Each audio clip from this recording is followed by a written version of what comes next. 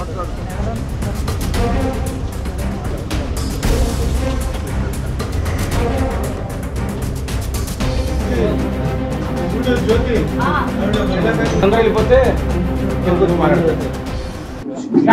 రెడ్డి గారికి చాలా దగ్గర వాళ్ళని ఎక్కడ వీలైతే అక్కడ కలవడం నాకు ఎప్పుడు ఇష్టమైన పని.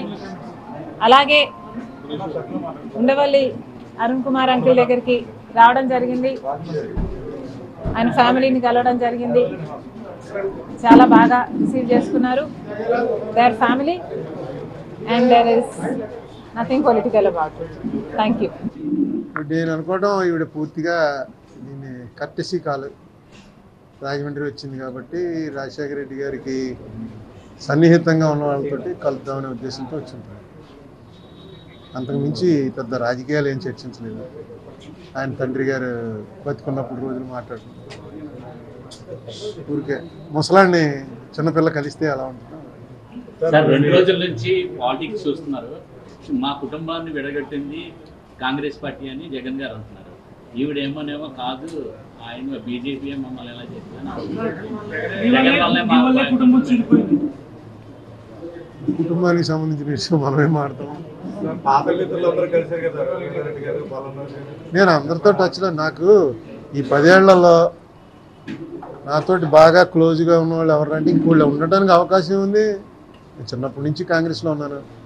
ఎప్పుడైనా వీళ్ళతోటే టచ్. రఘువీరారెడ్డి గారి ఇంటికి వెళ్ళి 4 రోజులు ఉండొచ్చాం. సేలం ఫోన్ చేస్తుంటాడు, ఈ టేపు ఈ జిల్లాలో ఏమొచ్చినాను.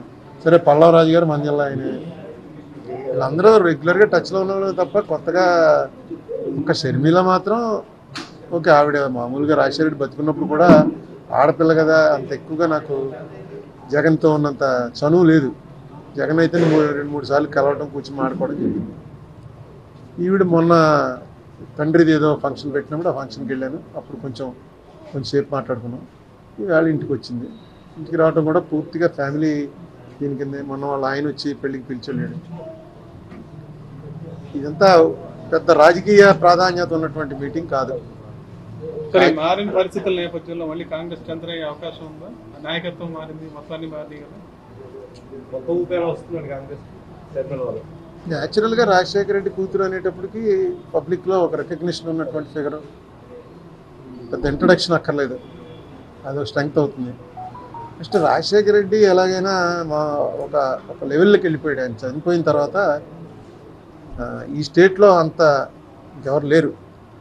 ప్రజలకి ముఖ్యంగా బిలో పవర్టీ లేని వాళ్ళకి ఒక ముద్ర వేసాడు. సో అటువంటి మహామనిషి కూతురు అంటే న్యాచురల్గా చాలా స్ట్రెంగ్త్ అవుతుంది పార్టీకి. చూద్దాం, లెటర్స్ సూపర్. పునర్వైభవం అవి చెప్పడానికి 2 నెలలు ఉంది ఎలక్షన్. అంత ఏం చెప్పలేను కానీ డెఫినెట్గా షర్మిల ప్రెసిడెంట్ అయినప్పుడు కాంగ్రెస్లో ఒక ఊపు వస్తుంది. అట్లీస్ట్ మీరు అందరూ వచ్చారుగా, కహానీ కిస్మత్కి అంటారు. ఇవన్నీ మామూలుగా ఉంటాయి గురు. ఇవన్నీ పెద్ద ఆహ్వానం అని కాదు, మామూలుగానే వచ్చేయచ్చు కదా. జగన్మోహన్ రెడ్డి వచ్చాడు, ఆహ్వానించాడు. అలా ఆహ్వానం అనేది పెద్దదేం కాదు. వచ్చినప్పుడు మామూలుగా అంటాం వచ్చేయచ్చు కదా నువ్వు అని. అంటే నాకు ఇలా కొన్ని ప్రాబ్లమ్స్ ఉన్నాయి చెప్పాను. నేను తర్వాత రిటైర్ అయిపోయాను, ప్రకటించి 10 ఏళ్ళు అయింది. హ్యాపీగా ఉన్నాను. నాకు ఎప్పటికైనా సరే, నేను ఎన్నోసార్లు చెప్పాను, మళ్ళీ చెప్తున్నాను, ఎనీ డే కాంగ్రెస్ చేయగలిగినట్టుగా వేరే ఏ పార్టీ కూడా డెలివరీ సిస్టమ్ లేదు. కాంగ్రెస్లో డెఫినెట్గా అందులో కరప్ట్ పీపుల్ ఉండొచ్చు, రకరకాల స్కాములు జరిగి ఉండొచ్చు. ఏం జరిగినా సరే అల్టిమేట్గా ఈ కంట్రీలో మొత్తం లెక్కేసుకుని మీరు అందరూ ఎవడన్నా సరే, మీరంతా ఇందులో ఉన్నారుగా, ఒక ఆదివారం కూర్చుని మీలో మీరు డిస్కస్ చేసుకోండి. డెఫినెట్గా కాంగ్రెస్కి ఉన్న డెలివరీ సిస్టము, ఒక సిస్టమైజ్డ్ రూలింగ్ చేయగలిగినటువంటి సమర్థత ఉన్న పార్టీ కాంగ్రెస్. మన స్టేట్లో కాంగ్రెస్ బలపడడం అనేది ఎందుకు అవసరం అంటే, మన స్టేట్కి యాక్ట్ ఏదైతే చేశారో ఆ యాక్ట్లో స్పెషల్ కేటగిరీ స్టేటస్ పెట్టారు, పోలవరం పెట్టారు. వాళ్ళు ఏమనుకున్నారంటే బహుశా ఈ 2 అయితే మా మీద వచ్చినటువంటి కోపం అంతా పోతుంది అనుకుని ఉంటారు. చంద్రబాబు నాయుడు గారి గవర్నమెంట్ కానీ జగన్మోహన్ రెడ్డి గవర్నమెంట్ కానీ ఆ రెండింటి సాధనలో వెనకబడిపోయి ఉన్నారు కానీ దాని మీద ఏం పట్టుపట్టలేకపోయారు. ఫర్ వేరియస్ నిన్నేమో జగన్మోహన్ రెడ్డి గారు ఎక్కడో కాంక్లేవ్లో చెప్తున్నాడు, నేను ఏం చేసినా బీజేపీ గవర్నమెంట్కి దగ్గరగా ఉన్నది కూడా only in the interest of the state. అని ఆయన చెప్తున్నాడు. ఇంతకన్నా ఇంట్రెస్ట్ అది స్టేట్ ఏముంటుంది? పోలవరం కన్నా స్పెషల్ కేటగిరీ స్టేటస్ కన్నా పోనీ ఏమన్నా దెబ్బలాడి సాధించాలా అంటే యాక్ట్లో ఉన్నాయి. మనం ఎందుకు చేస్తాం ఆందోళనలో? యాక్ట్ చేయమని, ఈ చట్టం చేయండి అని ఆందోళన చూసాం, కానీ ఈ చట్టాన్ని అమలుపరచండి అన్న ఆందోళన భారతదేశంలో ఎక్కడ జరిగి ఉండదు. ఇక్కడ ఏం లేదు. మళ్ళీ అపోజిషన్లో ఎవరు ఉంటే వాళ్ళకి అదొక వెపన్ అనమాట. అది సాధించండి, అది సాధించండి. ఇప్పుడు ఇందులో ఎవరి కథ వాళ్ళది. జగన్మోహన్ రెడ్డికి కొంతమంది ఏమంటారు, జగన్మోహన్ రెడ్డే పెట్టించాడు ఈవిడ్ని, యాంటీ ఎస్టాబ్లిష్మెంట్ ఓటు చీలిపోతే తనకు అడ్వాంటేజ్ అని. షర్మిల ఎంత పెరిగితే అంత మంచిదండి. జగన్మోహన్ రెడ్డే పెట్టించాడు షర్మిలని, అది కూడా మీ పేపర్లో వస్తుంది. ఇంకోటి ఏంటంటే షర్మిలకి ఎన్నోటి వెళ్ళినా జగన్మోహన్ రెడ్డి దగ్గర ఉన్న పాత కాంగ్రెస్ వాళ్ళు ఎవరైతే ముసలి కాంగ్రెస్ నాలాంటి వాళ్ళు ఉన్నారో వాళ్ళంతా జగన్మోహన్ రెడ్డికి మానేసి షర్మిలకి వేస్తారు. దీనివల్ల చంద్రబాబుకి అడ్వాంటేజ్ అని ఇంకో వెర్షన్ ఉంది. ఇవన్నీ ఎప్పుడు చెప్పగలం అంటే కౌంటింగ్ అయిపోయిన తర్వాత సాయంకాలం చెప్పుకోవచ్చు ఈ థియరీలో ఏది కరెక్ట్ అని. అసలు లేదు, మేము లోపల కూర్చుని గదిలో మాట్లాడుకున్నంత పాత రోజులు, అప్పుడు ఒకసారి వచ్చావు ఇంటికి అది ఇది మాట్లాడింది, నాన్న ఉన్నప్పుడు ఇలా ఉండేది, ఇవే మాట్లాడుకున్నాం తప్ప పెద్ద పొలిటికల్గా కనెక్టెడ్ ఏం మాట్లాడుకోలేదు. సోనియా గారి నుంచి ప్రత్యేక సందేశం ఇది ఓన్లీ ఆవిడ కాకినాడ నుంచి ఏలూరు వెళ్ళాలంటే రాజమండ్రి తప్పించుకుని వెళ్ళలేరు. రాజమండ్రి అనేటప్పటికి నా పేరు రాజశేఖర రెడ్డి కూతురికి జ్ఞాపకం రావడం చాలా సహజం. ఈవేళ ఆవిడ కాంగ్రెస్లో ఉంది కాబట్టి వచ్చి వేరే పార్టీలో ఉంటే రాకపోను. కాంగ్రెస్లో ఉంది కాబట్టి ఖచ్చితంగా ఏమి అడ్డంకులు ఉండవు, వచ్చినా ఎవరో ఏం తప్పట్టరు, అందుకు వచ్చింది. అదే ఫ్యామిలీగా వాళ్ళు నాతో ఎప్పటి నుంచో అనిల్ మీరే వచ్చారు కదా, 2 సార్లు వచ్చాడు, వస్తూ ఉంటాడు, వాళ్ళు ఆయన వస్తుంటాడు. ఇతను ఈవిడ కూడా చాలా, నేను ఇంతసేపు మాట్లాడింది నా జీవితంలో షర్మిలతో ఇదే మొట్టమొదటిసారి. డెఫినెట్గా అమ్మాయికి చాలా ఎక్స్ప్రెషన్ ఉంది, బాగా మాట్లాడగలదు. నాతో మాట్లాడితే నాకు అర్థమైందంటే రాజశేఖర రెడ్డి దగ్గర ఉన్న, రాజశేఖర రెడ్డిని చూడగానే మనం మెస్మరైజ్ అయ్యేవాళ్ళం. నువ్వు ఎంత శత్రుత్వం ఉన్నా వెళ్ళి కూర్చుని 10 నిమిషాలు మాట్లాడేటప్పటికి అనవసరంగా మనం ఇతను తప్పు పట్టామా అనే ఫీలింగ్ వచ్చేది రాజశేఖర రెడ్డి.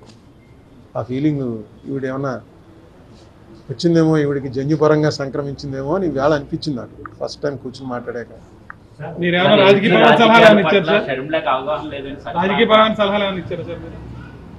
రాజకీయ పరంగా మనం ఏం ఇస్తాం సలహా? ఏముంటాయి చెప్పు. ఇగో ఈ సలహా ఇచ్చారా అని అడిగినప్పుడు ఇచ్చాను. ఎలక్షన్ గురించి నేనేం డిస్కస్ చేయలేదు.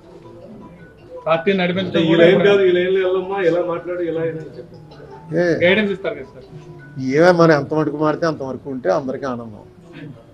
గైడెన్స్ లో మొదలెట్టి మనకు పారిపోతాడు.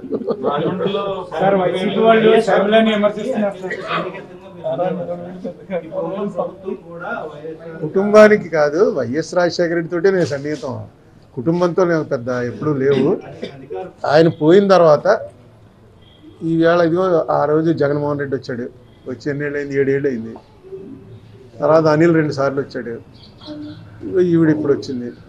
సరే విజయలక్ష్మి గారు అంటే ఆవిడ చాలాసార్లు ఇంట్లో భోజనం చేశాను కాబట్టి ఆవిడ వడ్డించేది, అందుకని ఆవిడతో అంతే. పెద్దగా కుటుంబంలో నేను వెళ్ళి మాట్లాడితే వాళ్ళు నా మాట వినేంత సన్నిహితత్వం మాకేం లేదు, అంత క్లోజ్ కాదు మేము. ఇప్పుడు ఈవేళ షర్మిల చాలాసేపు మాట్లాడింది కాబట్టి ఓకే, రాజశేఖర రెడ్డికి ఉన్నటువంటి అవతల వాళ్ళని చామ్ చేసే పవర్ అమ్మాయికి ఉంది అని వాళ్ళు అనిపించింది.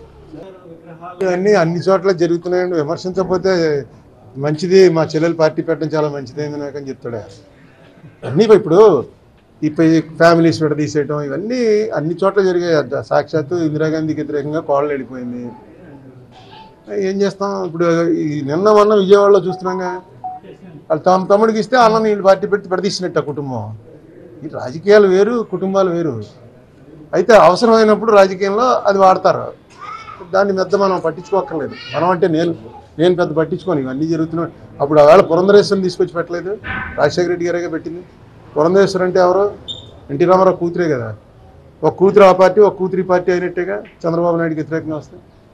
ఇవన్నీ ఆ టైంకి అనడానికి కరెక్ట్గా ఛార్జ్ చేయడానికి సరిపోతుంది, కానీ పెద్ద వాటి మీద కామెంట్ చేసుకుని మాట్లాడుకుని అన్నీ జరుగుతూనే ఉంటాయి. ఇలా ఇంకా కాసేపు మీరు ఇప్పుడు చెప్పారు, నాకు ఒక అరగంట టైం ఇస్తే ఇలాంటివి 100 చెప్తాను. లేదండి, అసలు పాలిటిక్స్ చర్చలు జరగలే. ఇదిగో నీ బ్లెస్సింగ్ కోసం వచ్చాను అంది, తప్పకుండా ఉంటాయమ్మా నా బ్లెస్సింగ్స్. ఎందుకున్నా రాజశేఖర రెడ్డి కూతురు అన్ని టైప్లోను బ్లెస్సింగ్స్లో టైప్స్ ఉండవు. ఆయురారోగ్య ఐశ్వర్యాలు